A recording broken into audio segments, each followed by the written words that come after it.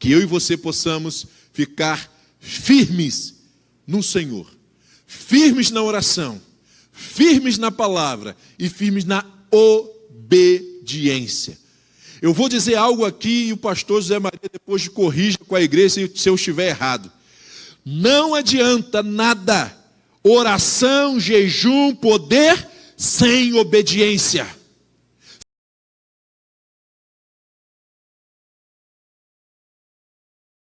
Recados dados, vamos então para o momento da reflexão da palavra, porque hoje temos muita coisa e o relógio não vai ser meu amigo hoje.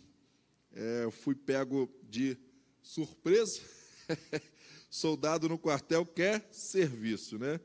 Então, e a mensagem tem tudo a ver com o que eu estou vivendo. Eu acredito, sinceramente, que essa palavra foi gerada como um filho em meu ventre, pela dor que eu senti ontem, na crise de coluna que eu tive, e na hora eu entendi que era uma batalha espiritual.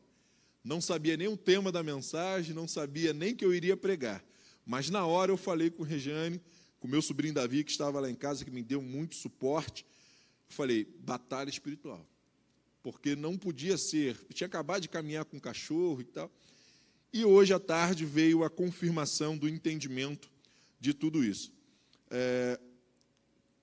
O tema é preparados para vencer as lutas. Você está preparado?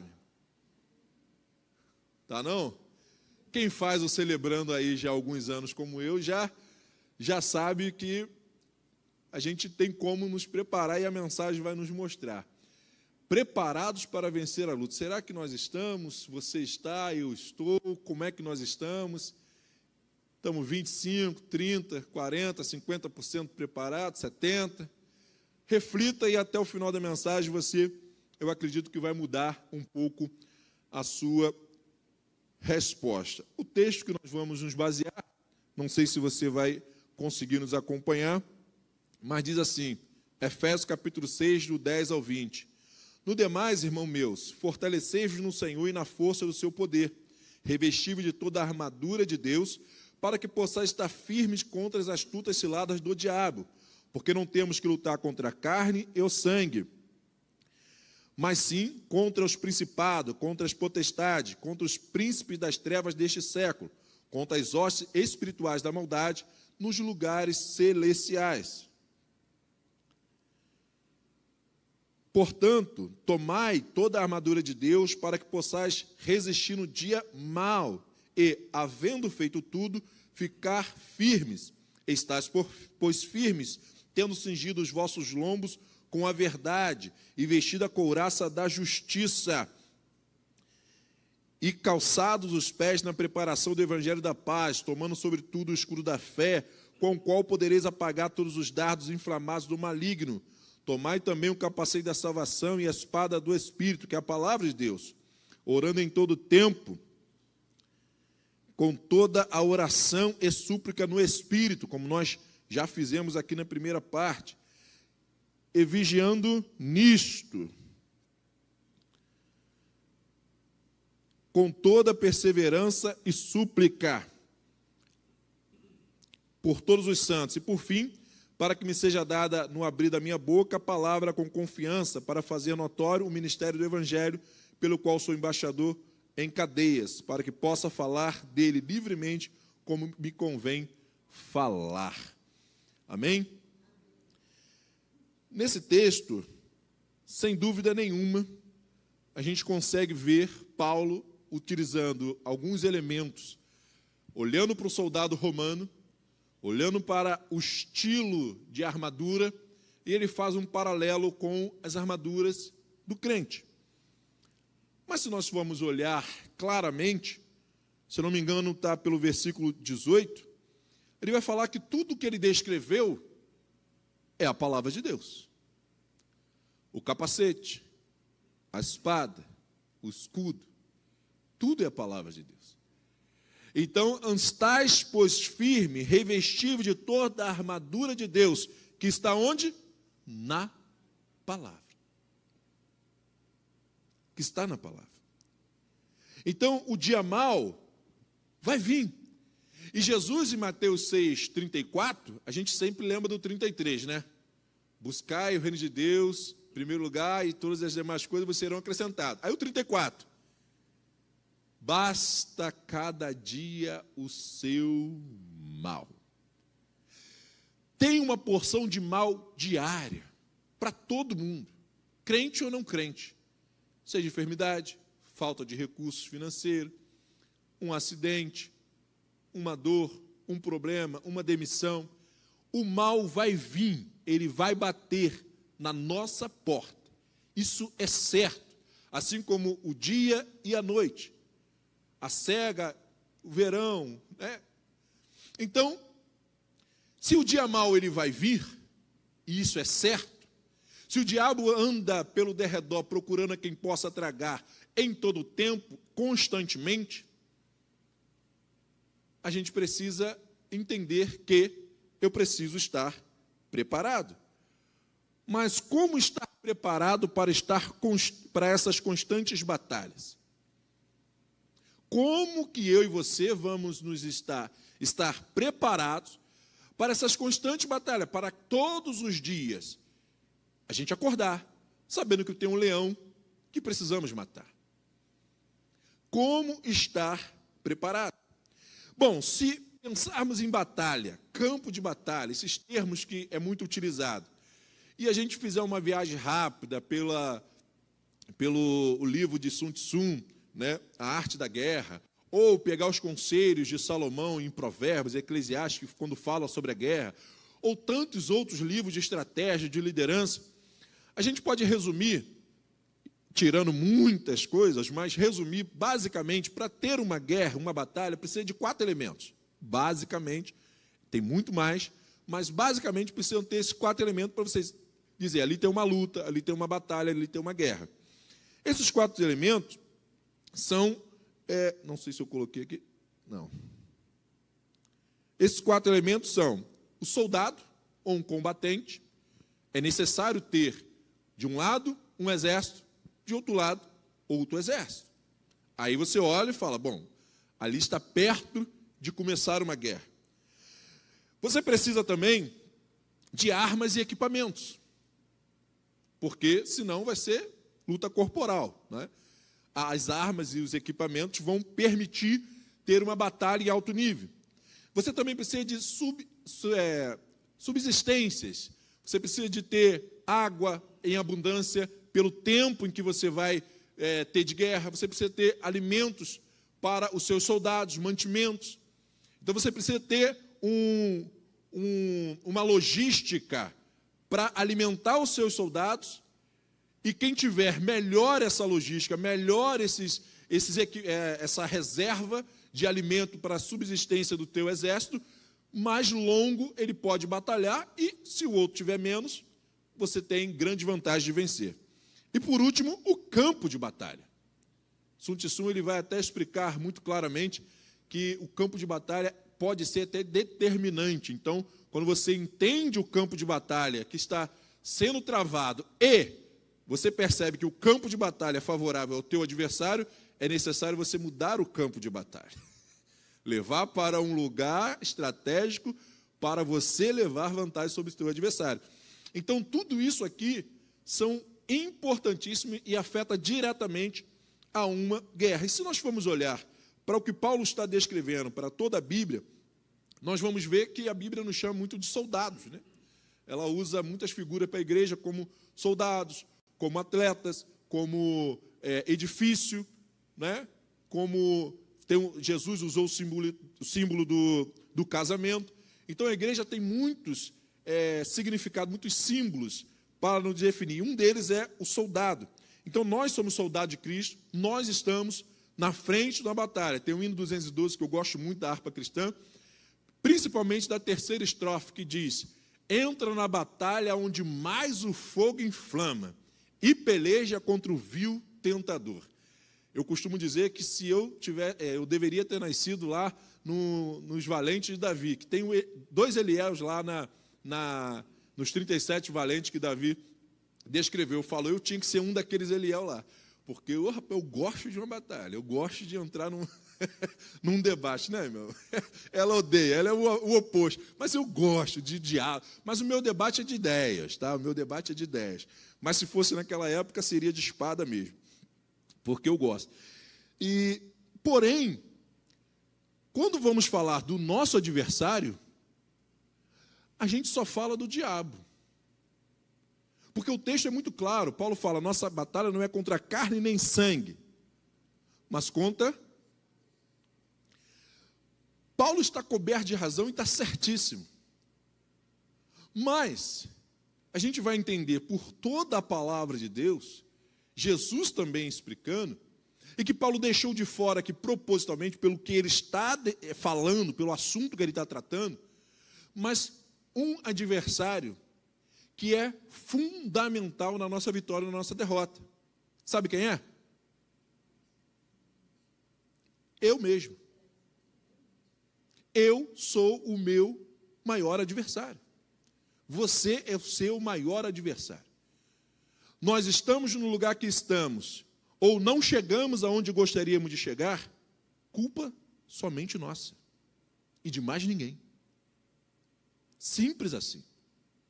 A gente culpa A, B ou C, mas a culpa é nossa. Ou porque não ouvimos a voz de Deus, ou porque resolvemos fazer coisa que deu na nossa cabeça de fazer, e aí depois que a gente plantou, quando a gente colhe, a gente reclama do resultado ser diferente daquilo que a gente achou que seria. Então nós temos, eu como meu adversário, eu tenho 3 níveis que eu preciso combater. Por isso que nós precisamos da palavra de Deus, que é o nível interno, que é a mente, como a irmã Lúcia bem colocou, mas também tem o externo. Que externo é esse? O externo é quando saiu do controle daquilo que estava interno e já começou a se manifestar externamente. Quando o meu eu interno começa agora a interagir de forma maléfica com o ambiente ao meu redor. Quando eu começo a ferir os meus irmãos. Porque muitas pessoas convivem conosco e nós não temos a mínima noção do potencial maléfico que ela é. Isso no trabalho. Sabe, às vezes, quando a gente vê no jornal, fulano de tal, aí a gente olha e fala, meu Deus. Teve um caso recente, né, não tem muito tempo, que uma cantora, né, muito famosa e tal, assim que eu soube daquela história, eu fui defendê-la na rede social. Eu falei, não, vítima, que isso, calúnia. Conheço, acompanho a história. Só que depois era verdade. E algo ainda muito pior do que a gente podia imaginar. Então, infelizmente, nós precisamos, para vencer essas batalhas constantes, esse mal constante que vem, nós precisamos vencer a nós mesmos. E os invisíveis, o espiritual, que aí sim é o adversário a qual nós damos lugar, damos legalidade, damos brecha. E aí o diabo fala, poxa, eu nem queria, eu nem estava te tentando, mas já que você está me convidando, então, aí ele vem e entra e faz a arruaça. Então, nós precisamos ter cuidado. E as armas espirituais e equipamentos, comparando o que Paulo já fala aqui no texto, é a palavra de Deus, é a oração e é o jejum. O jejum não está no texto, Eliel. Tá, mas se você for olhar em concordância com toda a palavra de Deus, você vai ver que o jejum também é uma arma e um equipamento espiritual para que possamos estar firmes contra o mal. Alimentos, nós temos também a palavra de Deus. Jesus é a palavra, e ele disse que ele é a água viva para todo aquele que tivesse sede. Quem beber dessa água nunca mais teria sede. Ele também é o pão vivo que desceu do céu, ele é o nosso alimento constante.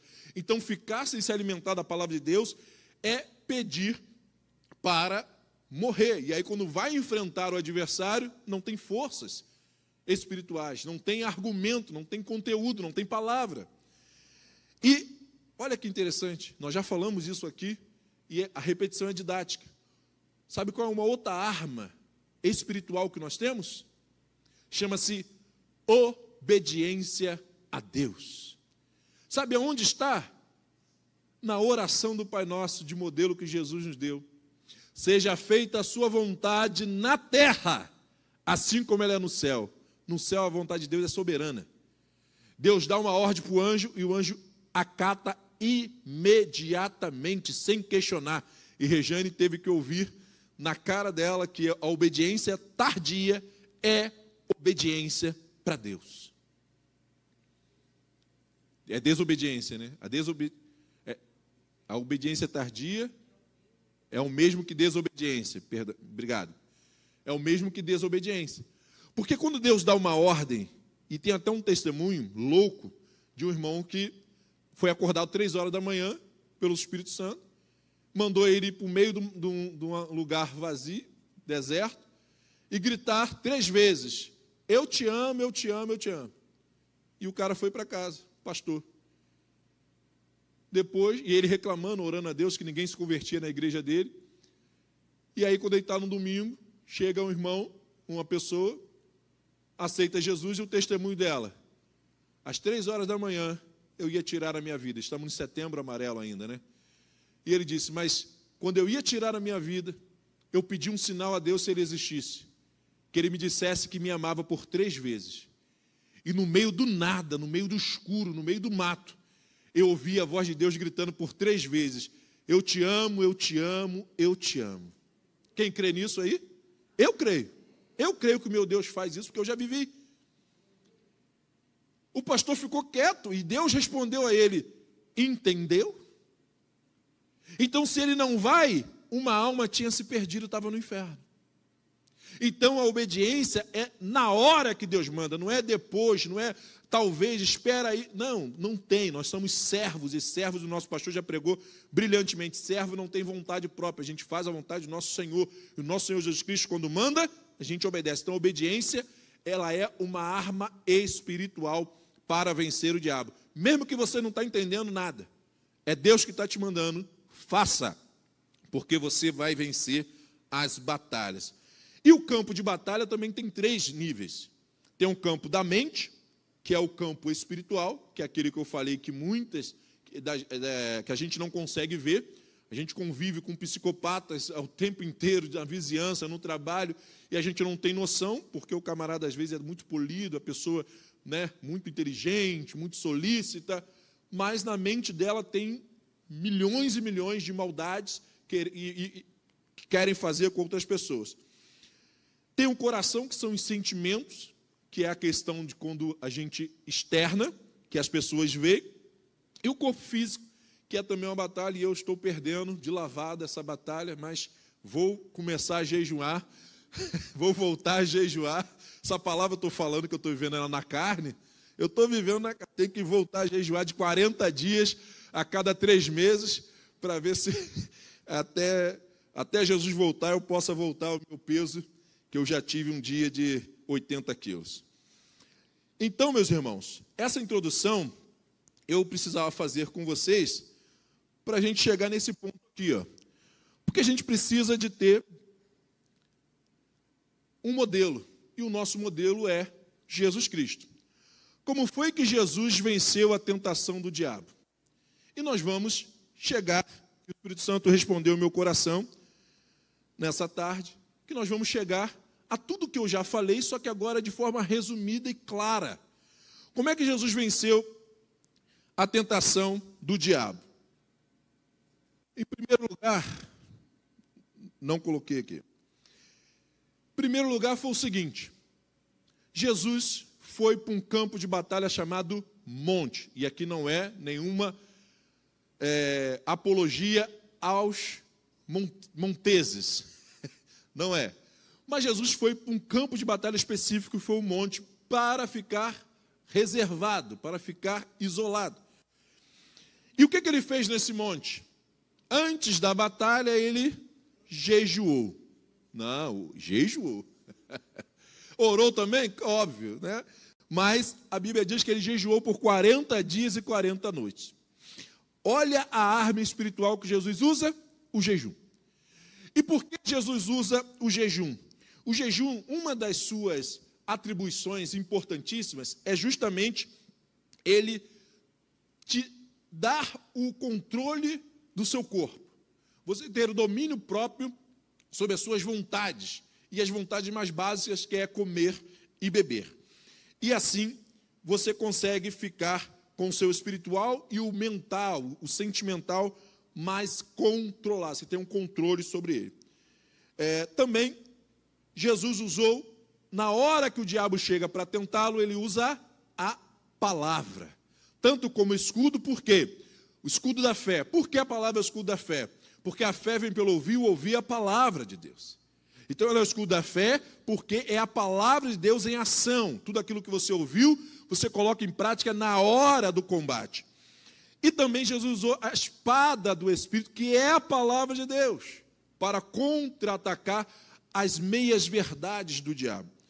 E por fim, Jesus também nos dá um grande ensinamento, quando ele vence o diabo, mas também no outro campo de batalha agora, chamado Jardim do Getsêmani. E no jardim o que acontece? Jesus agora está no final do seu ministério. Já cumpriu tudo o que o Pai lhe mandou fazer. Qual é a arma que Jesus está usando? A arma da obediência. Tudo que o Pai mandou, ele cumpriu cabalmente, e agora ele está entregando o Pai. E ele entra em oração. Por quê? Porque o Espírito Santo falou comigo, meu filho, era como se fosse, na nossa linguagem, um checklist de Jesus, etiquetando ao Pai em oração tudo o que ele cumpriu. E uma vez tudo cumprido, ele diz, agora está tudo pronto. E Jesus então vai e morre na cruz como ato de submissão a Deus. Meus irmãos, isso, tudo que nós ouvimos aqui, se a gente colocar em prática, nós vamos ver o quanto que Deus vai nos abençoar. O quanto que nós iremos vencer batalhas que hoje mesmo olhamos e parece que já está perdida. Hoje mesmo olhamos e parece que não tem solução, que não vai voltar, que não tem mais jeito de alcançar, que não tem jeito de conquistar, que o inimigo venceu, o inimigo levou. Não. Se você começar a colocar em prática o exemplo que Jesus teve, o exemplo que Jesus nos deu, tanto no início, quanto na tentação, no início do seu ministério, no momento da tentação e na conclusão do seu ministério. É como se Paulo parafraseou, combati o bom combate, acabei a carreira, mas guardei a fé. Que eu e você possamos ficar firmes no Senhor, firmes na oração, firmes na palavra e firmes na obediência. Eu vou dizer algo aqui e o pastor José Maria depois corrija com a igreja se eu estiver errado. Não adianta nada oração, jejum, poder sem obediência, sem submissão, sem estar debaixo de autoridade, sem estar firmado, ligado numa unidade. Foi o próprio Deus que disse lá em Gênesis 10, quando viu o povo unido em um só propósito, mas para o mal. Eia, vamos descer e vamos dividi-los, porque nessa união eles vão conseguir fazer tudo que está em seu coração. A união é poderosíssima, mas a união só é possível debaixo de obediência. Vou repetir, e o pastor Zé Maria depois corrija se eu estiver errado, mas eu acredito que não estou. Não adianta poder, não adianta conhecimento, não adianta nada, nada do que você conquistou, se você não vive uma vida de obediência a Deus e a autoridade que Deus colocou sobre a sua vida. Rebeldes são pecado de feitiçaria e Deus vai tratar com você. Então vamos nos colocar de pé, Rejane, o terceiro louvor. E pastor Zé Maria, que Deus possa te abençoar, te restabelecer toda a tua saúde. A todos aqueles que nós oramos aqui nominalmente durante o nosso período de oração, Samuelzinho, do filho do nosso ministro de louvor, Lucas. Eu também já estou até, já, a dor foi embora, meu irmão. Era só batalha espiritual, tá vendo? Já estou curado, glória. Aleluia! Vamos louvar ao Senhor com essa última canção.